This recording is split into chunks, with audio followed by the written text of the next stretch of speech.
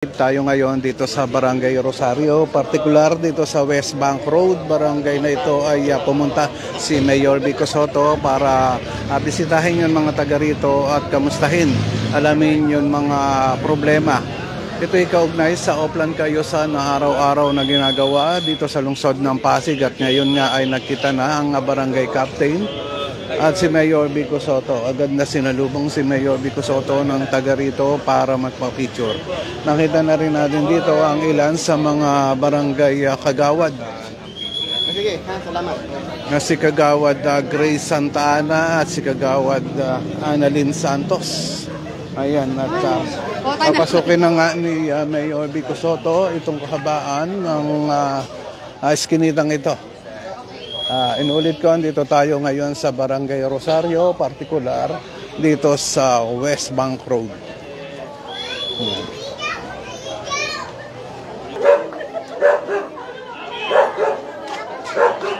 Hi Mayor, magandang Ayan na mga kaibigan, at sinalubong din ng presidente ng Homeowners Association, si Mayor Vico Sotto dito para maidulog yung mga dapat ayusin dito sa lugar. Si Mayor, palakpak po si Mayor. Sige lang po. Palakpak, kalamaro lang. So, yun po. Sa aming lugar. Nais ko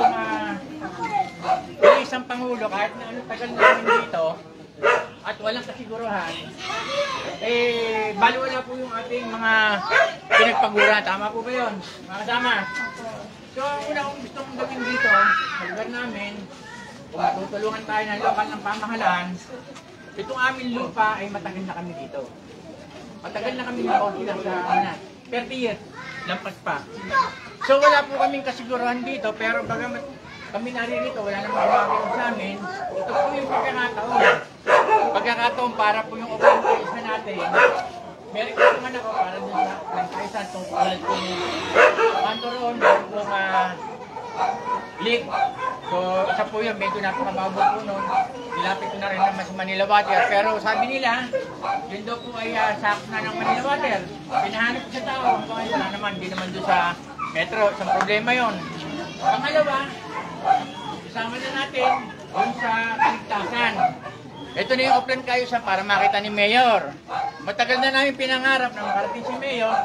Tulad po ng isang araw, ng isang taon, meron po dito pinaligtad ng poste. Nakikita niyo po ito, Mayor. Yan po, yung mga wire na yan. Nasa loob po yan. Kasi dati po yan, ito po yung dati po itong daanan ng daang Pasig pala po ni Kapitan yan. So ito po ay daanan sa Beneventura. Itong building na ito sa public works po yan. So ngayon, ito po ay gusto namin na matulungan kami dahil bilang Hoga President, ginagawa po natin paraan, nagpupunta sa City Hall para magkaroon ng pagkakal kay Mayor. So, hindi ko alam kung paano ko uumpisahan. So, ngayon, bagamat nangyarito na po si Mayor, isang problema po rito, yung kaligtasan. Sila niyo po yung kuryente. Inaligtad po naman yan ng malaking truck. Natanggal po yung, dyan, yung poste. Medyo walang disgrasya. So, pagdating po sa aming lugar, nakikita nyo naman po yung daanan, gusto po namin maging maayos. Wala naman siguro na magkaroon ng sunog, just in case of emergency, may madadaanan po tayo maluwag. So, gusto ko po na maging maayos, maluwag, wala naman tayo inaano kasi pare-paresan tayo dito. Kaya lang ang sinasabi natin, dapat maging maayos tayo. So, si Mayor, alang-alang sa ating kapitan, sa ating mga agawad, palapakan po natin silang lahat. At ngayon, si Mayor na lahat. May sulit po kayo? Meron po na pero sa lupa, may po nang tama po dyan. So ayan po, magandang pagkakataon din po. At yung mga tao natin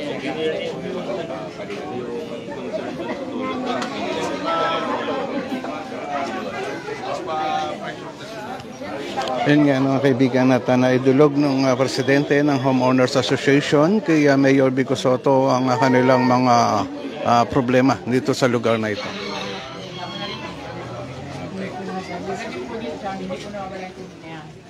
Kasi yung drainage niya, nandun po sa dulo. Lahat po nang baksak na po, nagkamulan doon po sa yan sa baba. So, okay po kasi yan, may lahat at ang batman, nag-direct kami sa barangay, nakasubukan naman sa ating at ako na magpaglan dyan. So, kung saan na meron dito ng ano, drainage. Meron po kami dyan drainage. Ayun, yun nga po, unang tanong ko nga kanina kay Mayor. Mga kaibigan, dumating na rin si Vice Mayor Dodot Jaworski dito sa lugar ng Barangay Rosario, partikular dito sa West Bank Road. Lamang itong mga natira dito ay talagang mga taga-public works, kaya hindi po maiwasan ang mga tumira dito taga-public works ng highway. Ang lahat na dyan. So,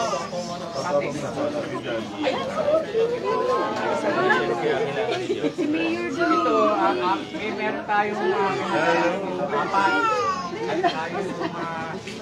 Oo, kaya. Meron tayong bukas dito sa dulo. Yan na mga kaibigan, at nagbigay na rin ng solar light dito si Mayor Vico Sotto, no? At hindi lang isa yan na ibibigay na yan dahil dito sa lugar na ito ay medyo may kadiliman kapag gabi. Wala kasi kami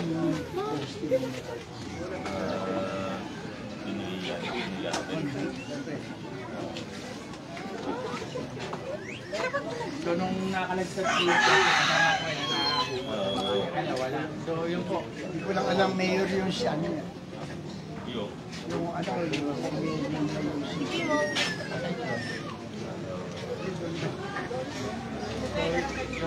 Doon na.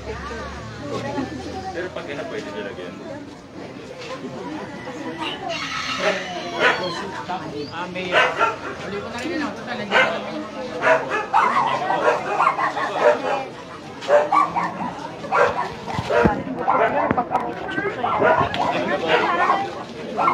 Uy, sabi mo ka-picture naman. Punta ka na!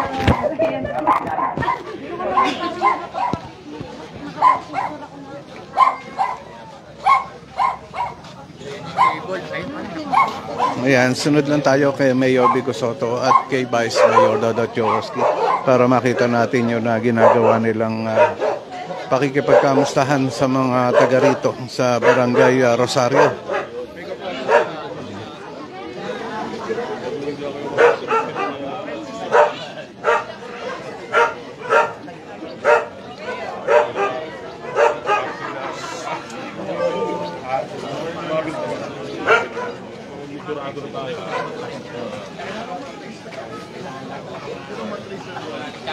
Engineer Arta.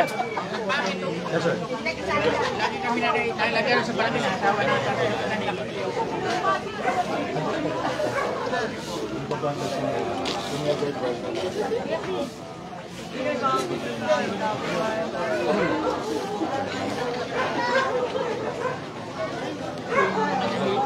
yung mga nahila doon, yung kalupit sa nakawit ko, hindi lang ako tinakasakyan.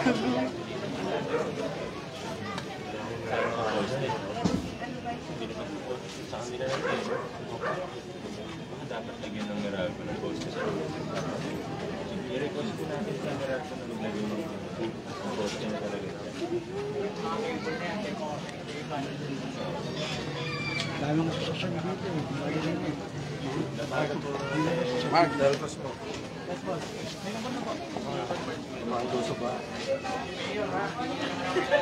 Morning.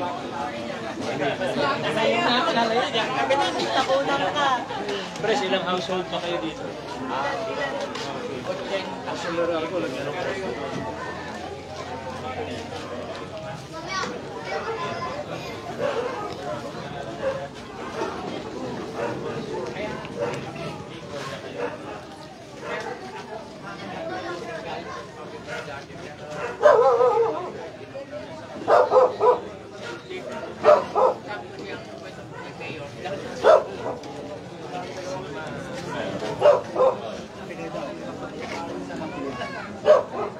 Ito yun na isa sa mga problema ng mga taga rito, no? Itong mga kable ng kuryente. Kung mapapansin nyo, yan na kulay orange na yan, no? Yan ay nagmula pa doon sa labas sa may poste nakakabit at nakarating na hanggang dito. Ayan. Pero yun na pagkakalagay ay tumawid na nga dito sa isang bahay mismo, no? Ayan, sa ibabaw ng isang bahay na yan. Ayan.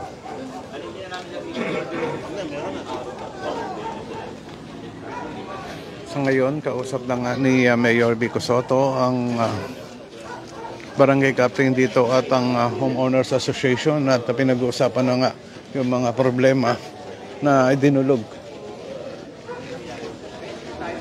kay Mayor Vico Sotto at kay Vice Mayor Dodot Jaworski. Dito natin nakita ang painting section at drainage section ng engineering department na sinasaayos na nga. Pinipinturahan yun na pader at yun na mga drainage binuksan na. Naayos na yan at tinatanggalan ng bara yun mga drainage. So balikan natin si Mayor Vico Sotto at si Vice Mayor Dodot Jaworski. Nilakad niya namin ito sa Lison, kumuha kami ng MOA. Yung MOA na yan, medyo makalimutin. Yung pala, kasi ito po yung nililipat na yung nabasa. Yung pala,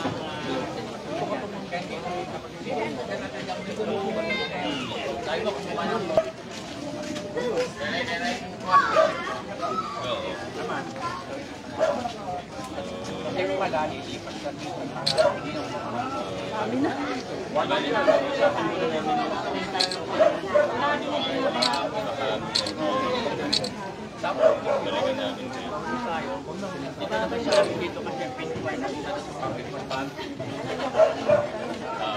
Dito kanal to, din yung kada pahan.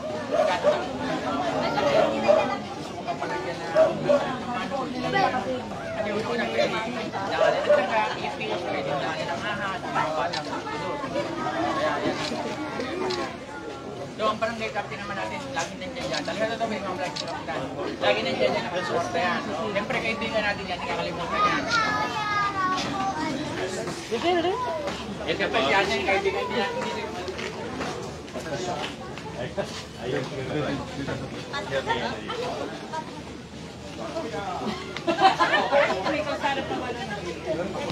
Dito po ka pa. Ayan, at pumunta na rin si Mayor Vico Sotto dito sa bandang dulo nitong palsada, no? Tila masikip at makitid yun na daan dito. Dead end, no? Dead end dito. Okay. At tignan natin kung makakasunod pa tayo at tila mayroon pang gustong ipakita ang homeowners president dito kay Mayor Vico Sotto. Ito yung loob ng DPWH. At meron palang mismong gate dito.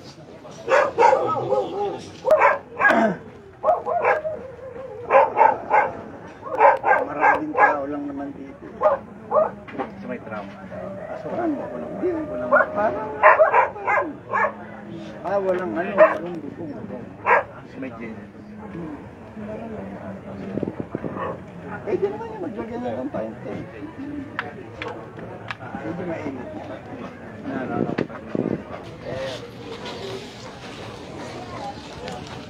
Ay! Hindi nga ako pasensaan. Hindi ka rin nagkagasar.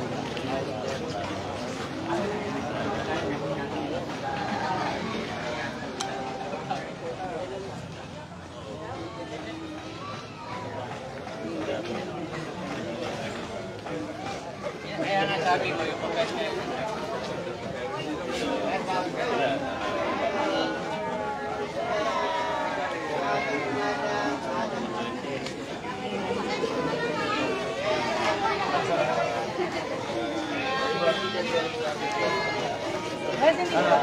Yung papapasukin natin. Sinipil lang. Lagyan natin ang daan kung natin yung rito. Ayan, sunod lang tayo kay Mayor Vico Sotto, no? At pupuntahan tayo na isang eskinita dito. Na ito yung tagos na nga dito sa tulay ng Rosario. Ito nga natin kanina nakita itong mga painting section na pinipinturahan, yung mga pader at yung mga drainage naman ay nililinis na nila, tinanggalan ng bara, yung mga takip inayos na rin.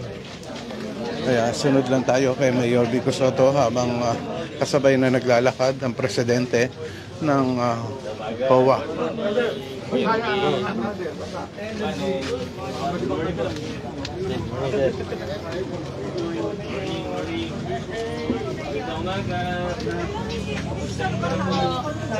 Sabi nga ni Prese, sige patingnan ko kung ano. Dito lang ito sa loob. Ito lang talaga, ano? Pag unday hanggang dito sa loob ng bahay namin. Hindi naman mahulit yun, pero ito, Ito, dalawang kanal po yan ang yan. Ito mayor, sa totoo lang, nasa 30 years na, no? Mahigit yung kanal nila. Kung matipilit na talaga dyan. 30 years never na pagawa. Ay, hindi kinapito po. Dati, wala po itong drainage. Hindi na nawawala Kaya na. lang, ito pagkaba. Ang problema pa na. Deliver na po. Ayan nga, no, at dinulog kay Mayor Vico Soto itong mga drainage dito. Yun mga nadaanan natin ay yung mga nakabukas na ngayon drainage. At ay naayos na nga ng engineering team. Tinatanggalan ng bara. Sa traffic. Arta wanted. Ayan si Vice Mayor Dodo Jaworski, no, kasama rin ni Mayor Vico Soto sa pag-iikot dito sa Barangay Rosario.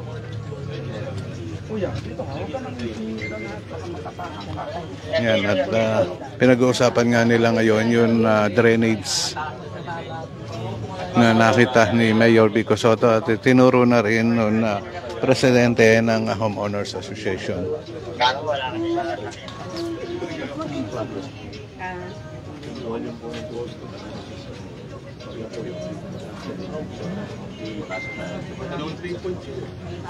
Pasok namin sa planning division para mapag-aralan talaga. Okay, hindi po Meron meron. naman na mag, ano tayo, Salamat. ano lang. Hindi na ito, meron pang tumaas pa. Kailangan dito. Siyempre, hindi ako natin ng presidente. Suggestion yun. Pero hindi ba?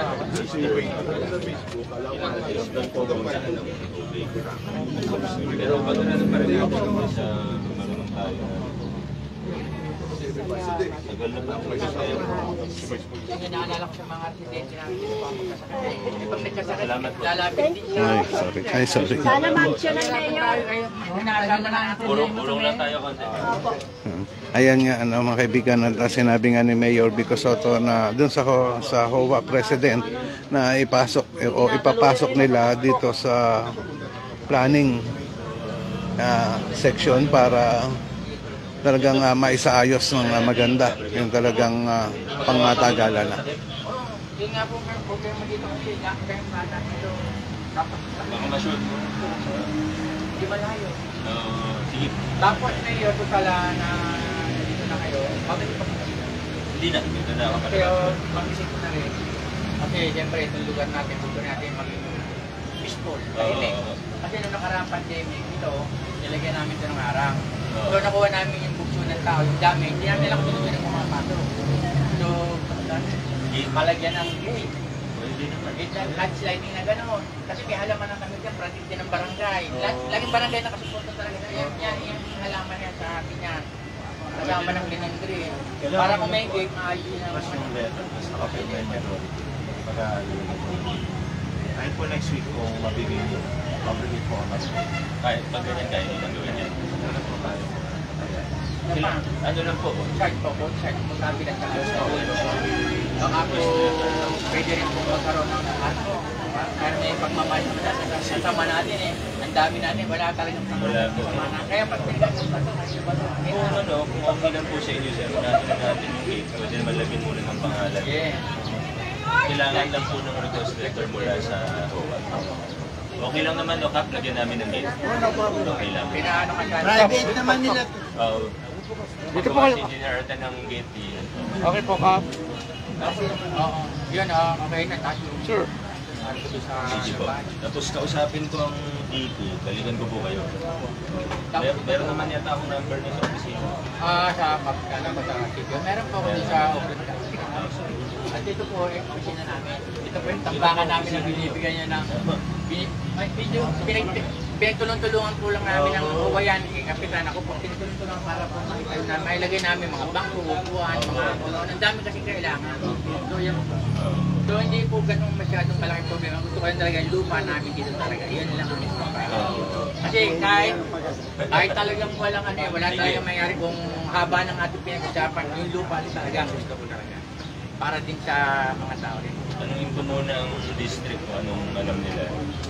Pero yun na, kasama ko sa diba? Proclamation nun. Hindi. Hindi ko alam kung ano yung batas nila, pero may control nito. Hindi na. Special project. Sige.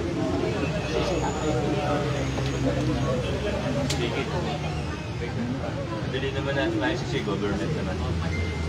Hirap lang naman pag may mga private hindi mahanap. Pero Government kaya na natin. meron kami particular sa inyo. Kasi pwede mga requirements na hinihingi. Sige po. At well nga, sabi ko kanina, yung Dizon na yung SEC, nilipat ng Dizon. Yung MOA, in-intend lang namin para ipatawag kami ng GT ko para tutuloy kami sa inyo. At the same time, yun kung yung pinag-usapan namin ngayon, na lang ang tayo namin. Sige po. Masigasuhin ko rin muna tapos bago tayo mag-meeting. Kap, thank you. Thank you, Mena. Dito na ako lalabas. Gawad. Ay, Oh, isang palakpak naman kay Mayor Bigo. Presidente, palakpakan naman si Mayor Bigo. Hindi ba kayo masaya? May pagkakataon nyo naman magpa-picture. Alam ko naman ayaw pa-picture eh. Ayaw.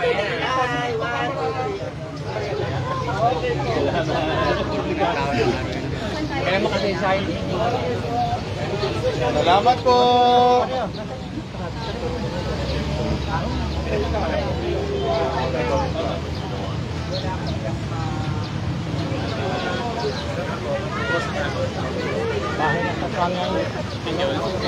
Sir Ude na po pala, ma'am. Sir Ude. Ako ang head po namin lang sa bahay. Wala ko po. Oh, Chirel 19.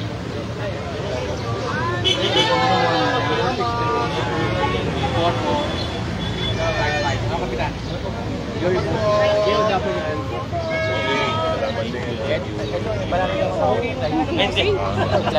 Bago talaga ni Bossing eh. Tayo po ay nakipag-ugnayan sa pamagitan po ng Oplan Kayusan at isa nga po sa pinaka-binigyan ko ng daan yung pong palupa na mapapunta po sa amin itong lugar na to dahil at ano pong hirap namin kung ano po man ang ginagawa namin ng Oplan Kayusan kung hindi po naman mapapasa amin itong lupang ito baliwala po. So nais po namin ipaalam sa lokal ng pamahalaan ng aming suporta lalo na sa aming barangay kapitan, aptin ng barangay na Rosario, kay Haile Dila ko na siyang mga tumutulong pagdating din sa drainage, sa mga puno ng mga bagay, mga kuryente, mga ano dyan, dapat tanggalin yung mga puno nagsabitan para hindi po delikado pagdating po ng disaster.